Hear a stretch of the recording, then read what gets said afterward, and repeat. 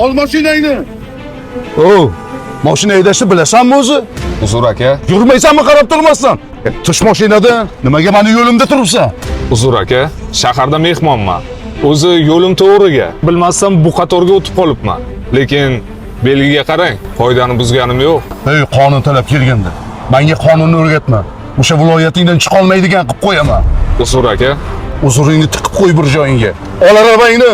Sallani urib ham bo'lmaydi, terpilalar.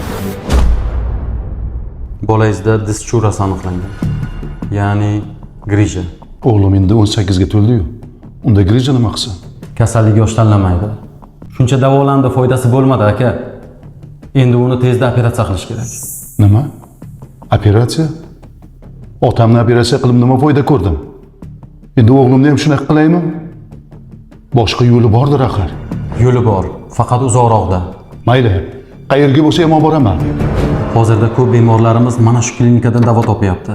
Asosiysi u yerda tabiiy yo'llar bilan davolashadi.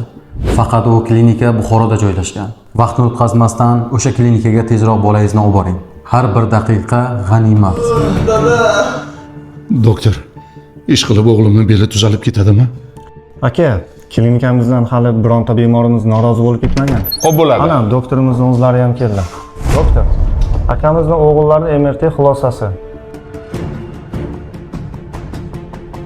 Yaxshimisiz aka? Sizni qayerdadir ko'rganman. Kecha Toshkentda edim. Yo'lda uchrashgandik. Esladingizmi? Uzr. Kecha qizishib turgandim. To'g'ri tushunasiz, uka. Odam bilan uchrashadi deganlari shu bo'lsa kerak-da. O'tiring. Doktor, o'g'limni tuzatib bering, iltimos. Pulini ortig'i bilan beraman. Bizga ortiqcha pulingiz kerak emas. Hozir eng muhimi o'g'lingizning salomatligi. Yana bir o'zimiz tekshirib, muolajalarni boshlaymiz.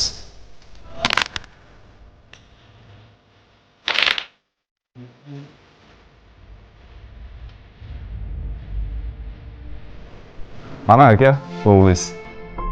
O'g'lim, nima qilyapsan? Yotgan o'rnimga yig'ishtiryapman dada. Beling og'rimayaptimi? Yo'q, hammasi yaxshi. Rahmat sizga, doktor. 2 kunda tuzaldimi?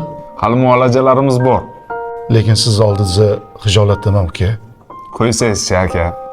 Faqat bundan buyog'iga inson insonga ish tushishini unutmasangiz bo'ldi.